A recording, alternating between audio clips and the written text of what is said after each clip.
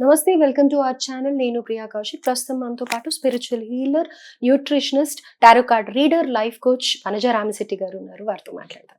నమస్తే మ్యామ్. నమస్తే మా. మ్యామ్, కొన్ని సార్లు ఏది కలిసి రానప్పుడు ఆస్ట్రాలజీ పరంగా కానీ మామూలుగా ఆలోచించినప్పుడు మనది మనకే సెల్ఫ్గా ఎందుకు బాలేదు అని అనుకున్నప్పుడు నవగ్రహాలు ఏదో బాలేదు, గ్రహ స్థితి అని అనేసి అని అంటూ ఉంటారు కదా. సో ఆ గ్రహాలన్నీ అనుకూలంగా ఉండాలి అని అంటే కనుక డెఫినెట్ గా ఉండవు, కానీ కొన్ని రెమెడీస్ అయితే ఉంటాయి కదా. గ్రహాలు అనుకూలంగా మారటానికి కొన్ని చేయొచ్చు అని అంటూ ఉంటారు. సో అలాంటప్పుడు ఈ నవగ్రహాలన్నీ కూడా మనకి సరిగ్గా వర్క్ చేయాలి అని అంటే, అట్లీస్ట్ పాజిటివ్ రిజల్ట్స్ ఇవ్వాలి అని అంటే ఏం చేయాలి అని అంటారు?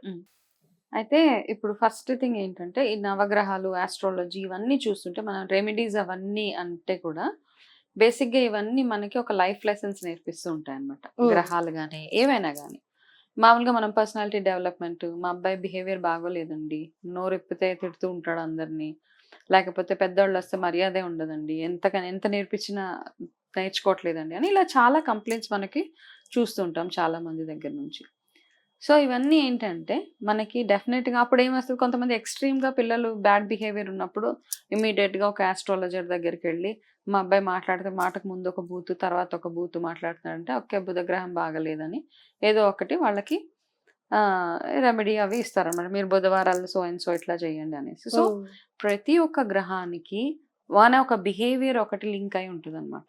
మనిషిలో ఉన్న బిహేవియర్ ఏదైతే ఉంటుందో అది ఎప్పుడు లింక్ అయి ఉంటుంది. సేమ్ థింగ్ చాలా మంది ఏమంటారంటే శని గ్రహము, శని ఏళ్ళనాటి శని అంటే శని ఈజ్ గాడ్ ఆఫ్ జస్టిస్ కదా, ఆయన ప్లానెట్ ఆఫ్ జస్టిస్. న్యాయం ఎటుంటే ఆయన అటుంటారు. అండ్ ఇంకోటి మన పాస్ట్ కర్మది కూడా తీరిపోవాలి అని అంటే శని ప్రభావం ఉంటుంది అంతే కదా. మనం పాస్ట్ లో చేసిన కర్మాస్ ఏవైతే ఉన్నాయో అవన్నీ తీరాలంటే ఆయన ఆ కర్మని గో త్రూ అవనిస్తాడనమాట మనల్ని.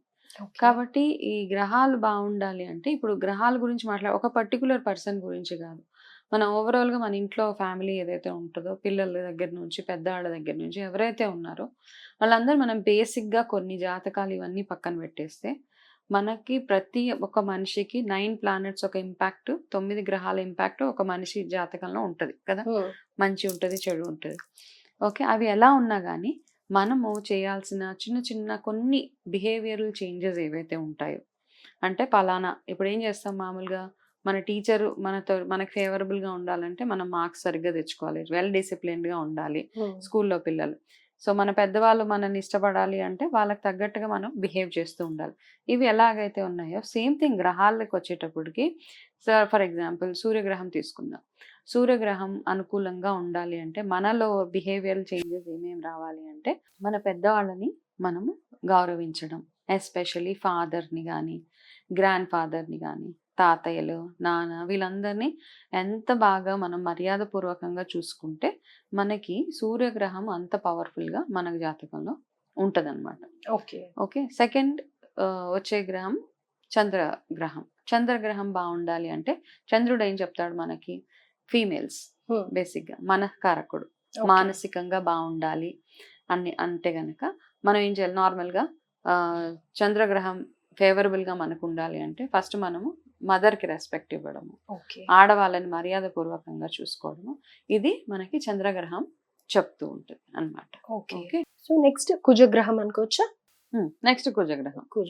సో కుజగ్రహం ఏం చెప్తుంది అంటే మనకి ఎంతైతే పవర్ ఉంటుందో, మనం చాలా మంది మనలో ఉన్న శక్తి మనకు తెలియదు కదా. ఒక పని చేయాలి అంటే సగం చేసి ఆపేస్తాం. మనకున్న ఫుల్ తెలివితేటలను ఉపయోగించమని చెప్తుంది కుజగ్రహం. Okay, do everything full interest తోటి ఫుల్ పవర్ తోటి చేస్తే అప్పుడు అనమాట, మధ్యలో వదిలేయడం కాదు. ఆ సగం పని చేసి వదిలేస్తూ ఉంటాం. ఏదైనా కంప్లీట్ చేయమని కుజగ్రహం మనకి చెప్తూ ఉంటుంది. సో కుజగ్రహం ఫేవరబుల్ గా ఉన్నాయి, ఏదైనా టాస్క్ పట్టుకుంటే అది మనం ఫుల్ ఇంట్రెస్ట్ తోటి ఫుల్ పవర్ తోటి అది కంప్లీట్ చేసుకోవడం. ఓకే, తర్వాత మనకు బుధగ్రహం. బుధగ్రహం దగ్గరికి వచ్చేటప్పటికి మనలో చాలా మందికి ఒక అలవాటు ఉంటుంది, మాటకు ఒక ముందు ఒక బూతు తర్వాత ఒక బూతు కదా వినపడుతుంటది. డ్రైవింగ్ చేసేటప్పుడు అవతల వాళ్ళని తిడుతూ ఉంటాము, ఏదేదో అనేస్తూ ఉంటాము కదా. చాలా మందిని చూస్తూ ఉంటాం. ఎవరితోటన్నా ఏదైనా సడన్ గా కోపం రాగానే ఫస్ట్ వాళ్ళ నోట్లోంచి వచ్చే చెడ్డ మాటలు. సో అవతల వాళ్ళని అబ్యూస్ చేయడం, మాట తీరు ఏదైతే ఉంటుందో మర్యాద పూర్వకంగా ఎప్పుడైతే ఉంటుందో అప్పుడు మనకి బుధగ్రహం ఫేవరబుల్ గా ఉంటుంది. తర్వాత వచ్చే గ్రహం మోస్ట్ ఇంపార్టెంట్ గురు గురు గ్రహం. గురు బలం లేనిది ఏది కాదు అని ఏది అంటారు అవ్వదు. కదా. చాలా పవర్ఫుల్ గ్రహం గురు గ్రహం. కాబట్టి గురు గ్రహం బాగుండాలంటే ఫస్ట్ మనం చేయాల్సింది మనకంటే గురు ప్లేస్ లో ఎవరైతే ఉన్నారో వాళ్ళందరినీ మర్యాద పూర్వకంగా చూసుకోవడం, వాళ్ళతో మాట్లాడేటప్పుడు మర్యాద పూర్వకంగా మాట్లాడడం. గురువు అంటే టీచరే కాదు, మన ఇంట్లో ఉన్న అమ్మ నాన్న అందరూ మన గురువులతో సమానం. మనకి పెద్దవాళ్ళు ఎవరైతే పెద్దవాళ్ళు ఎవరైతే ఉన్నారో ఇండైరెక్ట్ గా గురు గ్రహం మనకు అది కూడా ప్రీచ్ చేస్తూ ఉంటుంది. ఇంకా గ్రహాలు ఎట్లా బిహేవ్ చేయాలని ఇంకా చాలా డీటెయిల్ ఉన్నాయి, కానీ ఒక ఫ్యామిలీలో బిహేవియరల్ ప్యాటర్న్ గురించి చెప్తున్నా మనకి ఇవన్నీ ఫేవరబుల్ గా ఉండాలంటే. ఓకే, నెక్స్ట్ వచ్చే గ్రహం శుక్రగ్రహం. శుక్రగ్రహం అంటే మన లగ్జరీస్ ఇచ్చే ఆయన, బ్యూటీ లగ్జరీస్ ఇవన్నీ ఆయనే ఇస్తాడు. కాకపోతే ఆయన ఏం చెప్తాడంటే దేనికి అడిక్ట్ అవ్వకూడదు మనం. ఓకే, ఎంత ఉన్నా ఏమున్నా కానీ అడిక్ట్ అవ్వద్దు అంతే. అండ్ దేనికి అడిక్షన్స్ అవసరం లేదు. అంటే అడిక్షన్స్ అంటే ఈ మధ్య కాలంలో ఉన్న అడిక్షన్స్ ఏంటి చెప్పు? చాలా ఒక ఫ్యామిలీలో అంటే బయటికి వెళ్ళాలి, ఫుడ్ తినాలి, లేకపోతే గనుక షాపింగ్ చేయాలి, సినిమాలు చూడాలి, అవన్నీ అడిక్షన్స్ కిందకి డ్రింక్ ఆఫ్ కోర్స్ ఉంటుంది. కొంతమందికి గేమ్స్ కానీ, ఇంకొకటి ఇప్పుడు ఈ యాప్స్ ద్వారా మనీ తీసుకోవడం కూడా అడిక్ట్ అయిపోయారు. ఇవన్నీ అడిక్షన్స్ అన్నమాట. యాప్స్, ఫోన్ లో ఆడే గేమ్స్ ఏవైతే ఉంటాయి ఇవన్నీ ఫోన్ చూడటం అట్లాంటి. ఇప్పుడు నీ వీడియో చూస్తున్నాం కదా అని అంటారు, కరెక్టే, కానీ ఇది చూడొచ్చు. అంటే దేర్ ఇస్ అ టైం, ఒక 1 hour 1.5 hour పెట్టుకోవాలి తప్పిస్తే మిగతా టైం అంతా దేర్ ఇస్ నో నీడ్ కదా, పిల్లలకు కానీ పెద్దవాళ్ళకి కానీ ఎవరికైనా అంతే. ఓకే, సో కాబట్టి ఆ అడిక్షన్స్ కి దూరం అవ్వండి. అంటే లగ్జరీ ఒక దానికంటే మనకి ఏదైనా ఒక లగ్జరీ ఉందనుకో దానికి మనం చాలా అడిక్ట్ అయిపోతూ ఉంటాం, దాని నుంచి బయటకు రాలేం. సో శుక్రుడు ఏం చెప్తాడంటే లగ్జరీ ఇస్తాడు, కాకపోతే నేను ఇచ్చే లగ్జరీకి మీరు అడిక్ట్ అయిపోవద్దు. ఏ టైంలోనన్నా నెక్స్ట్ వచ్చే గ్రహం దాని కింద పడేయచ్చు కదా. ఒకసారి అప్ చూసామంటే డెఫినెట్ గా డౌన్ చూడాల్సిందే, అప్స్ అండ్ డౌన్. కాబట్టి డోంట్ గెట్ అడిక్టెడ్. తర్వాత శనిగ్రహం. శని ఏం చెప్తారు? ఇవన్నీ చూస్తారు శనిగ్రహం. బాగున్నప్పుడు ఎలా ఉన్నా, బాగాలేనప్పుడు ఎలా. కరెక్టే, మనకి అన్ని ఉన్నప్పుడు మన బిహేవియర్ ఎట్లా ఉంది, ఏమి లేనప్పుడు ఎట్లా నేను కూడా చెప్పేస్తున్నా దాన్ని బేస్ చేసుకుని మనకి ఏళ్ళనాటి శని వచ్చినప్పుడు అవన్నీ దాన్ని మనం పాస్ట్ కర్మస్ అంటాం కదా. మనం నిజంగా అన్ని ఎంత కష్టంగా ఉన్నా మనం అన్ని డిసిప్లిన్ గా అన్ని చేసుకుంటూ వెళ్ళిపోయాం అంటే మీకు ఏళ్ళనాటి శని ఇంపాక్ట్ కూడా ఏమి ఉండదు. చిన్న చిన్న పూజలు అవి చేసుకొని అందులో నుంచి మీరు చక్కగా ఈజీగా బయటపడిపోవచ్చు. శనిగ్రహం ఏం చెప్తుందంటే మనకంటే తక్కువ లెవెల్లో ఉన్న వాళ్ళని ఎంత జాగ్రత్తగా ఎంత కేర్ఫుల్ గా మనం చూసుకోగలిగితే మన మాట తీరు వాడు నా కిందోడు ఆడెంత అని అనేస్తూ ఉంటాం, వాళ్ళెంత వీళ్ళెంత, వాళ్ళని అది ఇది వాడు వీడని మాట్లాడేస్తూ ఉంటాం. మనకంటే తక్కువ స్థాయిలో ఉన్న వాళ్ళు ఎవరైనా అవ్వచ్చు, మన కోసం పని చేసే వాళ్ళు అవ్వచ్చు, ఆఫీసెస్ లో మనకంటే మన దగ్గర సబార్డినేట్స్ అవ్వచ్చు, ఎవరైనా అవ్వచ్చు. వాళ్ళతో మాట్లాడేటప్పుడు ఆ బాసిజం ఏదైతే ఉందో అది ఎంత కంట్రోల్గా ఉంటే మనకి ఆ శని ఏదైతే శని భగవానుడు ఎవరైతే ఉన్నారో మనని కేర్ఫుల్గా చూసుకుంటాడు అనమాట. ఆ బిహేవియర్లో ఎప్పుడైతే మార్పు రాదో అప్పుడు అంటే మనం ఎంత బ్యాలెన్స్డ్గా ఉండగలిగితే అంత బాగా మనకి శని మనల్ని. సో మా స్టైల్లో చెప్పాలంటే ఒళ్ళు నోరు దగ్గర పెట్టుకొని కరెక్టే కదా. అవి అలా ఉన్నప్పుడు శని కూడా మనకి ఫేవరబుల్ గానే ఉంటది. ఎందుకంటే మనకి ఏళ్ళనాటి శని ఉన్నా చాలా ఫేవర్స్ చేసే టైం కూడా అదే టైం అవుతుంది. ఓకే, సో ఏళ్ళనాటి శని ప్రభావం కానీ అర్ధాశ్రమ శని ప్రభావం కానీ తక్కువగా ఉండాలంటే ఉట్టి ఆ గ్రహాలకే కాకుండా అన్ని నవగ్రహాలకి ఎలా ఉండాలో అంత పంచువల్ గా ఉంటేనే మనకు ఆ ప్రభావం ఉండదు అని అంటారు. శనిగ్రహం ఇంపాక్ట్ ఎక్కువ ఉంటుంది. And coming to Rahu Ketu, the most leading. శనిగ్రహం ఒక ఎత్తు అయితే, అయ్యో సారీ శనీశ్వరుడు అని ఎక్కువ మాట్లాడుతున్నా. సో రాహుకేతువులు కూడా అంతే ఇంపాక్ట్ చూపిస్తాయి అని అంటారు కదా. సో మరి వాటికి ఏం చేయాలని అంటారు?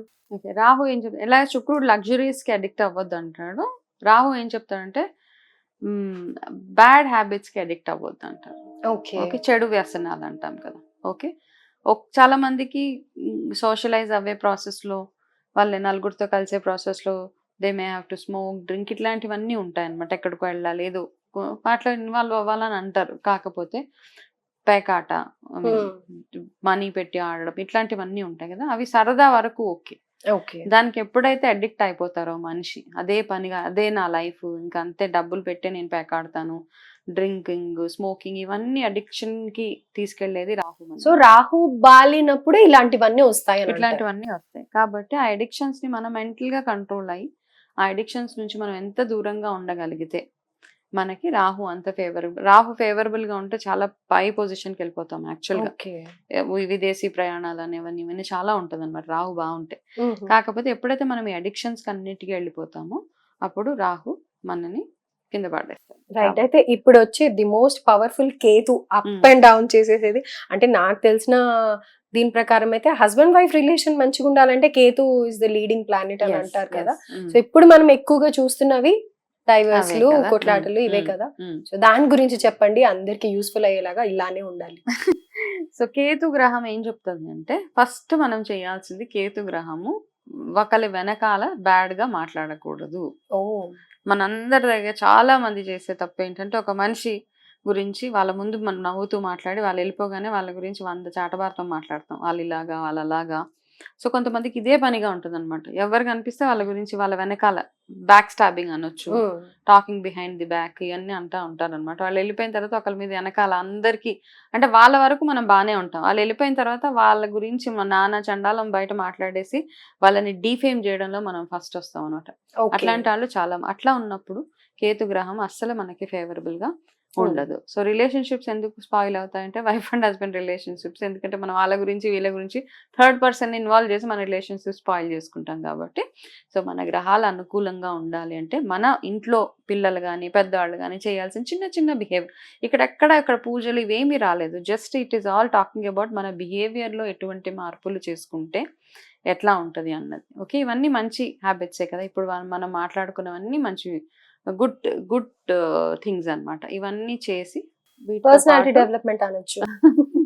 వీటితో పాటు మనం చేసే రెగ్యులర్ గా చేసే పూజలు, దాన ధర్మాలు ఇవన్నీ చేస్తూ ఉంటే గ్రహాలు ఎప్పుడు అనుకూలంగానే ఉంటాయి. రైట్. అయితే ఇప్పుడు పూజలు, దానాలు, ధర్మాలు మీరు చెప్పలేదని అంటున్నారు కానీ ఇలా గ్రహాలు బాగాలేనప్పుడు వాటి మీదకి కూడా ధ్యాస వెళ్ళదు.